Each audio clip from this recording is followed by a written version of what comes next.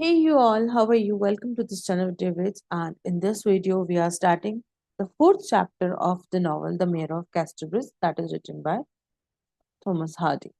So this chapter would be completed in three parts basically. So let's start what is there in the part 1. So these parts are not officially. I am just creating these parts just to make this video short. So let's get started. सो अब तक हमने chapter 3 तक देखा कि Suzanne अपनी daughter Elizabeth Jain के साथ आती है वेडन प्रायर्स में अपने हस्बैंड या एक्स हस्बैंड हैंचर्ड को ढूंढने। वहां सुजैन अपनी बेटी को नहीं बताती कि हैंचर्ड कौन था, वो सिंपली ये बताती कि वो मेरा एक रिलेटिव था।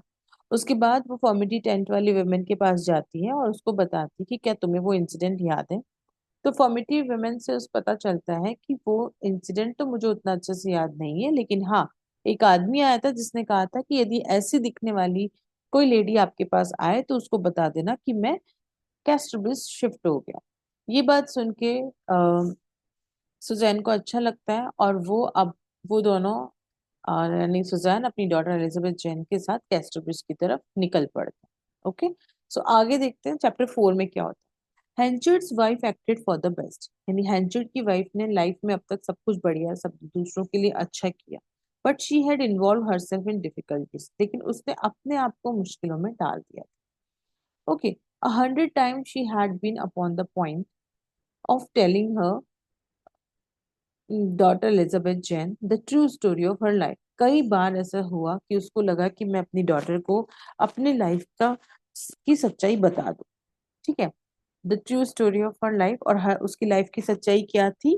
वो ये थी कि उसकी एलिजाबेथ जैन के जो बायोलॉजिकल फादर है वो कोई और है। और जो भी स्टोरी आपको पता है कि उसको सेल कर दिया था एंड ऑल, वो सब बता दूं, लेकिन नहीं बताया। The tragical crisis of which had been the transaction at Weydon Priors. वो ट्रेजिकल क्राइसिस, ठीक है, तो question can come that what is the tragical crisis in the novel. तो ट्रेजिकल क्राइसिस यही थी कि जब सुजैन को हैंचर्ड ने 5 गिनीज में उसको सेलर को बेच दिया था। तो वो उसकी लाइफ का पूरा ट्रांजेक्शन था कि अब से पहले वो हैंचर्ड की वाइफ थी, अब वो न्यूसन के साथ रह रही थी।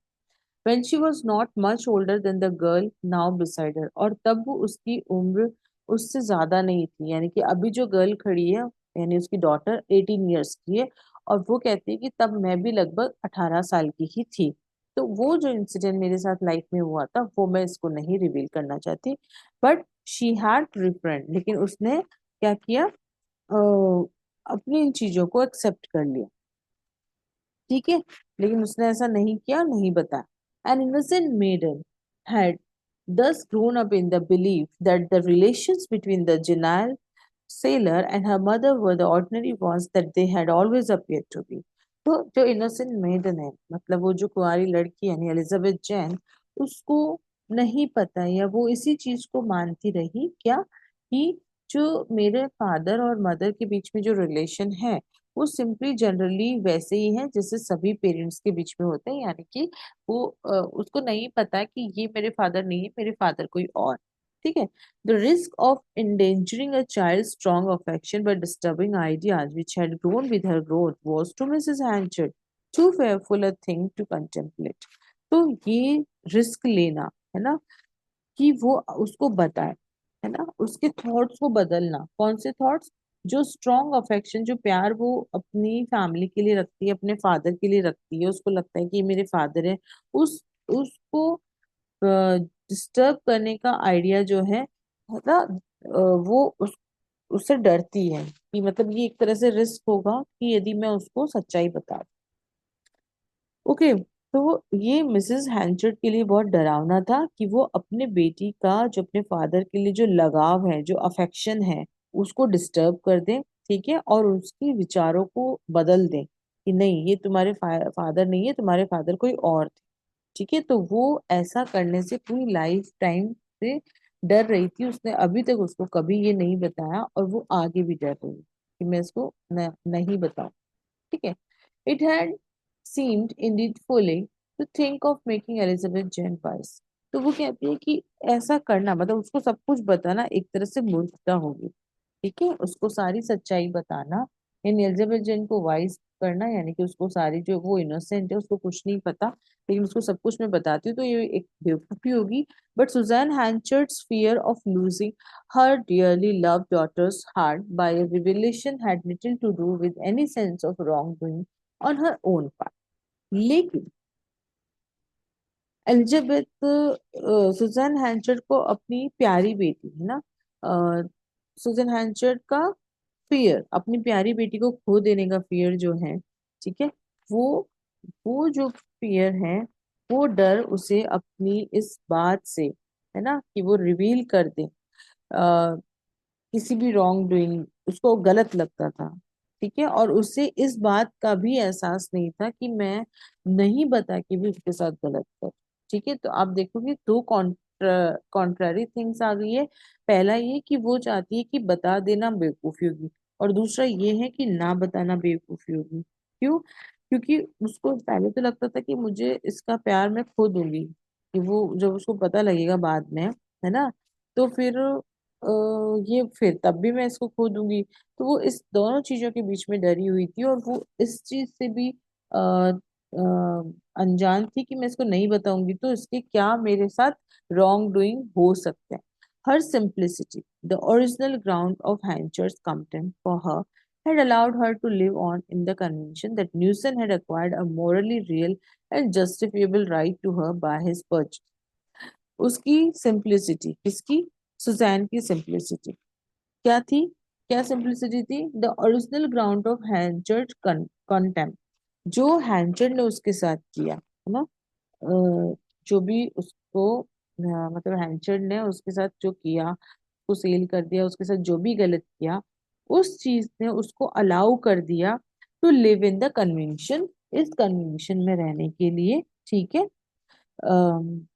That Newson had acquired morally, कि न्यूसन जो है वो ही उसका वो है, खरीद कर उसके उसकी मोरली, या फिर कह सकते हैं कि उसके ऊपर अधिकार प्राप्त कर लिया न्यूसन, ठीक है। और ये कैसे, ये किस वजह से हुआ? हैंचर्ड की वजह से, क्योंकि हैंचर्ड ने उसकी चीजों को इग्नोर किया, हैंचर्ड ने उसका ध्यान नहीं रखा, उसके लिए ये लापरवाही की, उसकी वजह से अब ऐसा है कि न्यूसन के पास सारे अधिकार हैं, भले ही, है ना, न्यूटन का सारे अधिकार है, दो the exact bearing and legal limits of that right were wait, जबकि आप कह सकते हो कि उसके अधिकार यदि हम लीगली देखें तो वो क्लियर नहीं थे, क्योंकि लीगल वो सिर्फ सेल किया था उसने, legally it was not valid, ठीक है।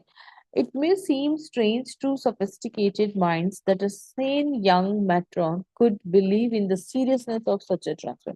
मतलब ये एक तरह से ऐसा दिखाई देता है जैसे कि मतलब एक कोई पढ़ा लिखा होगा तो उसको ये बहुत अजीब लगेगा, है ना, क्या, ये चीज, ये जो सेलिंग हुई ये बहुत ज्यादा अजीब लगेगा, क्योंकि जो समझदार महिला है ना, वो इस प्रकार के ट्रांसफर्स को, इस तरह की सौदेबाजी को एक्सेप्ट नहीं करेगी, वो इन चीजों में बिलीव ही नहीं करेगी कि वो इसको सीरियस ले लेगी, उसने उसको सेल कर भी दिया तो वो अपनी लाइफ खुद से जिएगी, ना कि उसके साथ चली जाएगी या दूसरे आदमी को अपना हस्बैंड मान लेगी, या जो उसके लक में लिखा है उसको एक्सेप्ट कर लेगी। And were there not numerous other instances of the same belief, the thing might scarcely to be credited। मतलब ऐसा भी नहीं है कि वो ऐसी पहली थी जिसके साथ ही ऐसा हुआ है, ऐसे गांव में कई लोगों के साथ हुआ है ना, जिसने अपनी जो ये सेल वाली जो चीज हुई है अपने साथ, ऑक्शन वाली, उसको पूरा एक्सेप्ट किया है ना। But she was by no means the first और last present women who had religiously adhered to her purchases, as to many rural records show। बहुत सारे रूरल रिकॉर्ड्स दिखाता है कि इससे पहले भी गांव में ऐसी चीजें हुई है, लेकिन एक पढ़ी लिखी लड़की इस चीज को एक्सेप्ट करे, ये बात समझ में नहीं, ठीक है। तो क्योंकि सुजैन जो है वो पढ़ी लिखी थी और उसने ये चीज एक्सेप्ट कर ली, तो ये थोड़ा सा कंफ्यूजिंग है। और ये चीज उसके साथ ही नहीं हुई थी, काफी लोगों के साथ पहले हुई थी, तो उसको एग्जाम्पल्स भी पता था कि ऐसा हो चुका होता है, लेकिन ये लीगली बाउंड नहीं था। वो चाहती तो इस चीज को अपोज कर सकती थी, पर उसने इतनी सिंप्लिसिटी शो की कि उसने उस चीज को एक्सेप्ट कर लिया। The history of Susan Henchard's adventures in the interim can be told in 2 or 3 sentences। यानी जो सुजैन और हैंचर्ड के जो कहानी है ना, उसके एडवेंचर की कहानी, दैट मीन्स सॉरी, सुजैन हैंचर्ड के एडवेंचर की कहानी, दैट मीन्स वो जो खरीद हुआ था उसकी कहानी को कहना 2-3 शब्दों में कहा, 2-3 सेंटेंस में कहा जा सकता था। Absolutely helpless she had been taken off to Canada. देखो, अब हम यहाँ से थोड़ी सी देखते हैं कि क्या हुआ था उस टाइम पे। शी वॉज हेल्पलेस, क्योंकि अब उसको सेल कर दिया तो वो न्यूसन का हाथ पकड़ के निकल लेती है। वह पूरी तरह क्या थी, हेल्पलेस थी। और वो कहाँ, had been taken off to Canada, वहां से उसको सुजैन को जो न्यूसन है वो सेलर, वो कहाँ लेके गया था, कनाडा। ठीक है। Where they had lived several year, जहां वो कई सालों तक रही, without any great worldly success, बिना किसी दुनिया की बड़ी सक्सेस के साथ। Though she worked as hard as any women could to keep their cottage cheerful and well provided। जबकि उसने बाकी औरतों की तरह वहां पे बहुत काम किया ताकि वो अपनी फैमिली को, अपने घर को खुश रख। When Elizabeth Jane was about 12 years old, जब एलिजाबेथ जैन 12 साल की हो गई थी ना, the three return to England, तब वो तीनों इंग्लैंड आ गए थे, and settled at Falmouth, where Newson made a living for a few years as boatman and general handy shoreman. ठीक है, तो अभी वहां से जब वो 12 साल की हुई, यानी कि 12 साल तक वो लोग कनाडा रहे। जब वो 12 साल की हुई उनकी बेटी एलिजाबेथ जैन, तब वो वापस इंग्लैंड शिफ्ट हो गए, और इंग्लैंड में वहां रहे फॉलमाउथ में। वहां न्यूसन ने एक जॉब की। वो जॉब किस चीज की की, एक बोटमैन की। ये जो पॉइंट है, मतलब ये जो पैराग्राफ है, ये आपके एग्जामिनेशन पर्पज से बहुत ज्यादा इंपॉर्टेंट है कि वो कहाँ पे गए, कब गए। ठीक है, और उसने वहां पे कौन सी जॉब की, एक बोटमैन की, और एक जनरल जनरल हैंडी शोमैन की जॉब की उसने। तो ये छोटी छोटी चीजें जो है ना, शोरमैन क्या होता है, छोटे मोटे काम करने वाला, जो बीच पे रह के आप कह सकते हो, शोर पे। अब वो जरूरी नहीं कि वहीं पे, यानी कि शोर पे उसने काम किया थोड़े दिन। ही then engage in the Newfoundland trade, और फिर उसके बाद वो कहाँ गया, न्यू फाउंडलैंड ट्रेड में इंगेज हो गया। And it was during this period the Susan had an awakening, और यही वो पीरियड था जब सुजैन को एक नया विचार आया। अवेकनिंग मतलब एक मैसेज आया। A friend to whom she confided her history ridiculed her grave acceptance of her position। उसकी जो फ्रेंड थी, जिससे उसने अपनी सारी हिस्ट्री बताई थी कि मेरे साथ ऐसा ऐसा हुआ था, उसने इस पोजीशन को, है ना, मतलब her grave acceptance of position and all was over with her peace of mind. तो उस फ्रेंड ने उस चीज को गलत बताया और मजाक उड़ाया। ठीक है, और उसके साथ ही उसका जो पीस ऑफ माइंड है ना, वो खत्म हो गया, क्योंकि अब से पहले तो उसने ना बिना क्वेश्चन किए वो चीज एक्सेप्ट कर ली थी कि ठीक है मेरे साथ ऐसा हुआ हुआ। लेकिन जब उसने अपने इस दोस्त को ये चीजें बताई, तो उस दोस्त ने इस चीज का मजाक उड़ाया, और तब से उसका पीस ऑफ माइंड खत्म हो गया था, क्योंकि उसको फील हुआ, पहली बार रियलाइज हुआ कि अरे सच में मेरे साथ गलत हुआ। When न्यूसन came home at the end of winter, जब विंटर्स के बाद न्यूसन घर आया, he saw that the delusion he had so carefully sustain had vanished forever. वो डिल्यूजन जो उसने बहुत ही अच्छे से इतने दिनों तक सस्टेन किया हुआ था, बचा के रखा हुआ था, कौन सा डिल्यूजन, कि वो, कि तुम मेरी वाइफ हो। ठीक है, तो डिल्यूजन होता है भ्रम। जो भ्रम उसने डाला हुआ था, वो हमेशा के लिए चला गया था। और रीजन क्या थी, वो फ्रेंड जिसने बताया, कि जिसने उसका मजाक उड़ाया कि तेरे साथ ही क्या हुआ। There was a time of sadness in which she told him her doubts if she could live with him long. तो वो उस टाइम पे बुरी चीज आई, यानी कि उदासी भरा वो मौसम आया, यानी वो टाइम आया उनकी लाइफ में, जिसमें सुजैन ने जो अपनी जो बात है ना, उसके जो डाउट्स हैं, वो क्लियर किए।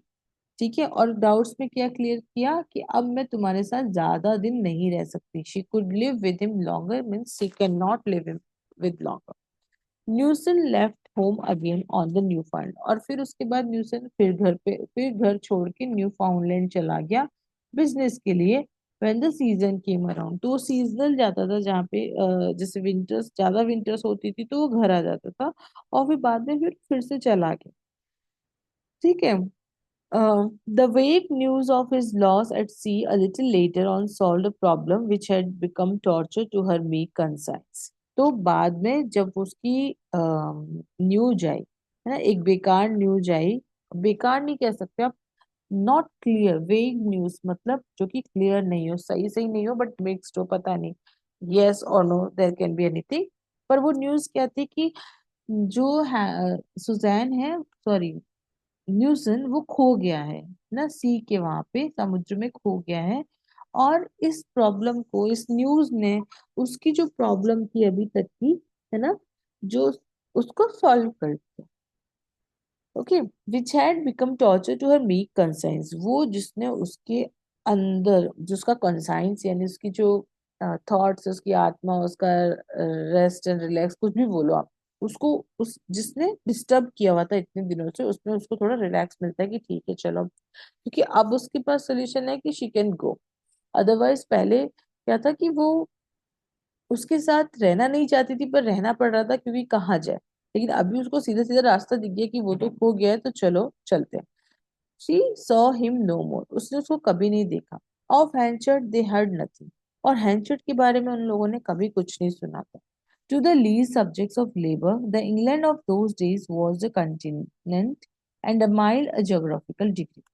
तो अभी जब बात करते हैं कि उस समय के लेबर कैटेगरी की, तो इंग्लैंड जो था ना वो बहुत ही बड़ा कॉन्टिनेंट था, है ना। तो और बहुत सारा डिफरेंस था, 1 मील के अंदर ही बहुत बड़ा ज्योग्राफिकल डिग्री का डिस्टेंस था, यानी कि काफी दूर दूर तक था। तो पता ही नहीं था कि हैंचर्ड कहाँ गया, है ना। एलिजाबेथ जेन डेवलप अर्ली इनटू वुमेनलीनेस, और एलिजाबेथ जेन जल्दी ही बड़ी हो गई थी, है ना, ग्रोन अप चाइल्ड हो गई थी, अब वो बच्ची नहीं थी, यानी वुमेनहुड की तरफ आ चुकी थी। ठीक है, यानी क्योंकि वो भी 18 ईयर्स की हो गई थी, और 18 ईयर्स में तो उसको सेल ही कर दिया था। One day, a month or so after receiving intelligence of Newson's death of the Bank of Newfoundland, when the girl was about 18, she was sitting on a willow chair in the cottage, they still occupied working twine nets for the fishermen. तो एक दिन की बात है ना, एक एक दिन की बात है, जब उसको पता चला, न्यूज मिली, पक्की न्यूज मिली कि न्यूटन की डेथ हो चुकी है। कहाँ पर? द बैंक ऑफ न्यू फाउंडलैंड, जहाँ पर वो काम करता था ना, न्यू फाउंडलैंड में ट्रेड करता था। जब उसको और उसकी बेटी भी 18 साल की हो गई है। ठीक है, तो वह अब उसी झोपड़ी में एक चेयर पर बैठी थी, विलो चेयर के ऊपर, जहाँ पे वो उस झोपड़ी में जहाँ वो रहते थे। और वो वहां क्या कर रही थी? She was working twine nets for the fisherman, यानी कि वो फिशरमैन के लिए जो जाल बुनने का काम कर रही। Her mother was in a back corner of the same room engaged in the same labor, और मतलब यहाँ पे एलिजाबेथ जेन भी ये काम कर रही थी। द गर्ल वॉज अबाउट 18, यानी कि एलिजाबेथ जेन, और उसकी मम्मी यानी कि सुजैन, दोनों एक ही काम कर रही थी। वो भी she was in a back corner of the same room engage in the same labour, दोनों बैठ के एक काम कर रही थी। And dropping the heavy would needle she served her daughter thoughtful. तो उसने जो बड़ी सी जो जाल बुनने की जो सुई होती है उसको नीचे छोड़ा, और फिर अ, अपनी बेटी को देखा, है ना, थॉटफुली, सोचते हुए अपनी बेटी। सर्वेट का मतलब देखा। The sun shone in at the door upon the young women's head, young women के हेड पे क्या होता, सूर्य की किरणें आ रही थी। And hair which was worn loose, उसके बालों पर भी जो कि ढीले बंधे हुए थे। So that the rays streamed into its depth as into a hazel copse, ताकि जो सूर्य की किरणें हैं वो इतनी तेज, मतलब अंदर की तरफ जा सकती हो, कि बाल थोड़े ढीले बंधे हुए थे, जैसे कि हेजल कॉप्स, मतलब हेजल ट्रीज, है ना। तो उनकी जैसे पेड़ के ऊपर कैनोपी के अंदर से हवा, सॉरी, सनलाइट जाती है, तो वो उस तरह से लुक आ रहा था। I mean just you can imagine. Her face, though somewhat wan and incomplete, possessed the raw materials of beauty in a promising degree. उसका जो फेस है, हालांकि थोड़ा somewhat wan and incomplete, मतलब थोड़ा मुरझाया और अधूरा सा। मुरझाया किस सेंस में, क्योंकि अब उनके पास ज्यादा पैसे नहीं थे। वो देखो कैसे लाइफ जी रहे थे। अम, अ, वो मछलियों के लिए, सॉरी, मछुआरों के लिए नेट बुनकर। तो उनकी लाइफ इनकम्प्लीट थी। बेसिकली यहाँ पे बात कर रहे हैं एलिजाबेथ जैन की, और उसका जो फेस है वो भी थोड़ा मुरझाया हुआ था। Possess the raw materials of beauty, लेकिन फिर भी उसके अंदर क्या थी, एक सुंदरता थी जिसके रॉ मटेरियल्स, मतलब जब 18 इयर्स की लड़की है तो वो नई नई बड़ी हो रही है, तो इसलिए उसके अंदर रॉ ब्यूटी, मतलब पूरी तरह से वो ब्यूटीफुल नहीं है, लेकिन हाँ उसके अंदर जो ब्यूटी है वो अभी भी कुछ हद तक है ना। The in a promising degree, की इस एज में जो सुंदरता होनी चाहिए वो उसके अंदर है अभी भी। तो वो ऐसे करके अपनी बेटी को देख रही थी। There was an under handsomeness in it, struggling to reveal itself through the provisional curves of immaturity. अभी इसके अंदर भी एक अंडर हैंडसमनेस, यानी कि छुपी हुई सुंदरता है किसमें, उसकी बेटी में। वो सुंदरता जो कि स्ट्रगल कर रही है to reveal itself through the provisional curves of immaturity, जो कि इमेच्योरिटी के प्रोविजनल कर्व्स में से बाहर आना चाह रही है। And the casual disfigurements that resulted from the straitened circumstances of their life. और वो जो कैजुअल डिसफिगरमेंट्स, यानी कि जो कठिन परिस्थितियां हैं, जो, सॉरी, कैजुअल डिसफिगरमेंट्स जो कि कठिन परिस्थितियों में, है ना, उनकी लाइफ की, बेसिकली उसकी बेटी की लाइफ की जो मुश्किल घड़ियां हैं, उसमें भी वो जो कैजुअल फिगरमेंट्स हैं, यानी वो जो अचानक से दिखने वाली ब्यूटी जो है, वो अभी भी दिखाई दे रही है। और ये जो कहने का मतलब ये है कि जो इसके अंदर जो ब्यूटी रह गई, यानी कि she could have been more beautiful, पर अभी वो लोगों के पास इतना पैसा नहीं है, यानी उनकी लाइफ उतनी अच्छी नहीं है, लाइफ बहुत टफ है। उसकी वजह से वो ऐसा दिख रही है। लेकिन इन कठिन परिस्थितियों के बाद भी उसकी वजह से ये जो आकस्मिक, है ना, कैजुअल, अचानक आने वाला डिसफिगरमेंट, यानी कि कह सकते हो विकृतियां, यानी कि फेस के ऊपर उतना परफेक्शन नहीं होना, वो सब ऐसा लगता है कि जैसे वो अपनी लाइफ में स्ट्रगल कर रही थी। She was handsome in the bone, वो, उसकी जो बोन, मतलब उसका जो फिजिकल स्ट्रक्चर है वो सुंदर था। Hardly as yet handsome in the flesh, लेकिन जो बाहरी है ना, आई मीन कह सकते हो कि फ्लैश, वो स्किन है या फिर वो उतनी खूबसूरत नहीं है, लेकिन इंटरनली उसका figure and all she is good. She possibly might never be fully handsome unless the, just a minute, unless the carking accident of her daily existence could be evaded before the mobile parts of her countenance. देखो, she possibly might never be fully handsome, हो सकता है कि वो कभी पूरी सुंदर नहीं थी। ठीक है, क्यों नहीं थी, क्योंकि जस्ट बिकॉज कह सकते हो कि वो अभी उस स्ट्रगल वाली लाइफ से जा रही है, इस वजह से। Unless the cracking accidents of a daily existence, और वो और ज्यादा सुंदर हो सकती थी यदि उसका जो डेली डेली लाइफ का जो एग्जिस्टेंस है, उसमें जो एक्सीडेंट्स, मतलब वो जो एक्सीडेंट किया कि क्योंकि वो अब इस न्यूसन के साथ रहने लगी थी, या फिर न्यूसन भी अब चला गया था, तो इन सब की वजह से, वरना वो और ज्यादा सुंदर हो सकती थी। लेकिन फिर भी उसका जो, कह सकते हैं कि उसकी जो लाइफ है अभी भी सेटल्ड है, या फिर कह सकते हो कि वो उसका जो फाइनल मोल्ड है, यानी कि जो उसकी फाइनल आकृति है या फेस है, वो अभी वो उस लेवल तक नहीं पहुंची है, नहीं तो ये उतनी ही सुंदर होगी। ठीक है। The site of the girl made her mother sad, उसकी बेटी को देखकर वो माँ उदास हो जाती है। Not vaguely but by logical inference, मतलब वैसे नहीं, फीलिंग से नहीं, बल्कि लॉजिक से। कि देखो क्यों सैड होती है, कि यदि इसकी लाइफ अच्छी होती, यानी मैं इसको एक अच्छी लाइफ देती तो ये कितनी सुंदर होती। पर इसकी लाइफ में इतने स्ट्रगल है, इतना काम है, इतना सब कुछ है, इसकी वजह से इसकी जो एक्चुअल ब्यूटी जो होनी चाहिए थी वो नहीं है ना। ये सब सोच के वो दुखी होती है। They both were still in that street waistcoat of poverty from which she had tried so many times to be delivered for the girls. अभी भी वो दोनों उस गरीबी में जकड़े हुए थे ना, जिससे बाहर निकलने के लिए उस माँ ने कई बार कोशिश की थी। ओके, खासकर अपनी बेटी के लिए, क्योंकि वो लोग इस गरीबी में जी रहे थे, जो कि माँ चाहती थी कि ऐसा नहीं होना चाहिए, और उसके लिए उसने बहुत कोशिश भी की, लेकिन वो नहीं कर पाई। ठीक है, तो अभी वो सोच रही कि मैं इन सबसे बाहर निकलूं। The women had long perceived how zealously and constantly the young mind of her companion was struggling for enlargement। तो जो विमेन है, यानी कि सुजैन है, वो सोचती है अपनी बेटी के बारे में कि कैसे उसने ये फील किया काफी टाइम तक कि मेरी बेटी कितनी क्या है, struggling for enlargement, and yet now in her 18 year is still remain but little unfolded।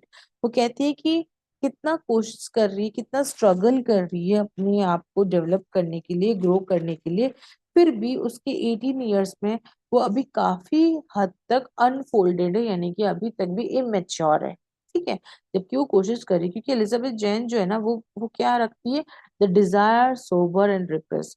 The desire किसकी, एलिजाबेथ जैन की, अपने आप को ग्रो करने की, है ना, वो सोबर एंड रिप्रेस्ड। सोबर मतलब सिंसियर डिजायर, है ना।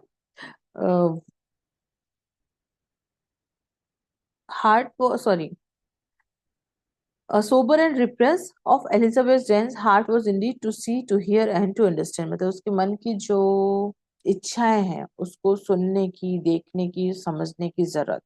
ठीक है, he could how could she become a woman of wider knowledge, higher repute, better, as she termed it? This was her constant inquiry for her mother। तो Elizabeth Jain हमेशा अपनी mother से पूछती रहती थी कि कैसे मैं एक बुद्धिमान और ज्यादा मेरी नॉलेज को इम्प्रूव करूँ, हायर रेपुटेशन की गर्ल बनूं, कैसे मैं अपने आप को पहले से बेहतर करूं। ठीक है, इस तरह की कांस्टेंट क्वेश्चनिंग वो अपनी मदर से करती रहती थी, और इसीलिए उसकी मदर को पता था कि यार इसकी क्या गलती है, ऐसी लाइफ मैंने दी है इसको, otherwise she is so beautiful, she is so good at her work ना। she she sought further into things than other girls in her position ever did, and her mother groaned as she felt she could not aid in the search।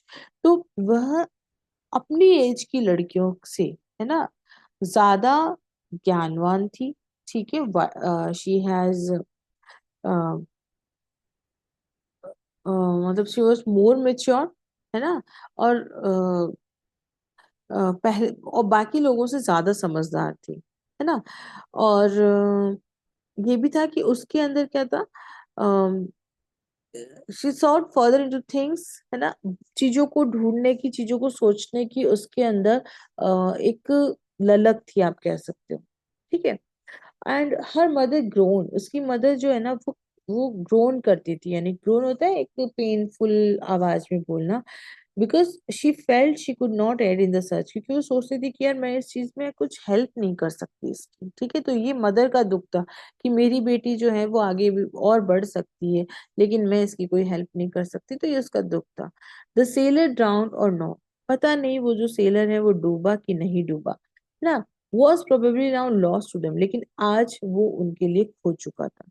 And Susan staunch religious adherence to him as her husband in principle, till her views had been disturbed by enlightenment, was demanded no more। ठीक है, तो क्या कि पता नहीं शेर वो seller जो है वो खोया कि नहीं खोया, जिंदा है कि मर गया है, लेकिन सुजैन की अपने हस्बैंड के रूप में जो निष्ठा थी, है ना, जो कह सकते स्टॉन्च मतलब उसके प्रति पतिव्रता, पत जो उसका वो था रिलीजियस अडेरेंस, है ना, उसके लिए कट्टर होना कि हाँ मैं, मतलब होता है ना पतिव्रता होना उसका, जो उसका नेचर था, है ना, हस्बैंड के प्रिंसिपल को मानने वाला। Till her views had been disturb by enlightenment, उस इनलाइटमेंट से, कौन सा, जो उसकी फ्रेंड ने किया था उसका मजाक बना के, उससे वो डिस्टर्ब हो गया था। वॉज डिमांडेड नो मोर, और अब उसको जरूरत नहीं थी कि वो खोया है नहीं खोया, जिंदा है कि मर गया। ठीक है।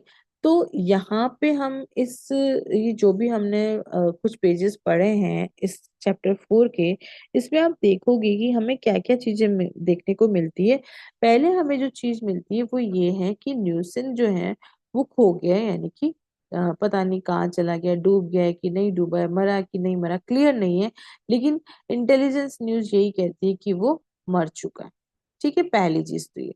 दूसरा, न्यूसन की जो किस्मत है वो बहुत खराब है। क्यों? क्योंकि वो सर्दियों में वापस लौटता है, और फिर उसका ये उसको पता चलता है कि एलिजाबेथ जेन जो है वो, I mean, she is like, वो अब अभी इस चीज से खुश नहीं है, यानी कि वो अब और इस चीज में नहीं रहना चाहती। तो वो इस बात को सुन के थोड़ा उसको डिस्टर्ब होता है, नॉट एलिजाबेथ जेन यानी कि सुजैन, और वो फिर से निकल पड़ता है बिजनेस के लिए।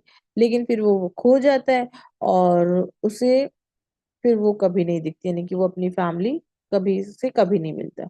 एलिजाबेथ जैन की बात करें तो, क्योंकि न्यूसन की डेथ हो चुकी है और एलिजाबेथ लगभग 18 ईयर्स की हो गई है, तो एलिजाबेथ जैन और उसकी माँ कहाँ रह रही थी? उसी झोपड़ी में जहां पर वो लोग पहले रहते थे। और वहां वो क्या काम करती थी? मछुआरों के लिए जाल बनाने का काम करती थी। ठीक है। और यहाँ पे हमने देखा कि एलिजाबेथ जैन की ब्यूटी भी इस एक्सट्रैक्ट में हमें दिखी, जो कि गरीबी और टफ लाइफ की वजह से उसके फेस पे दिखाई दे रहा था ना। मतलब ब्यूटी भी थी, लेकिन गरीबी और टफ लाइफ भी उसके फेस पे दिखाई दे रही थी।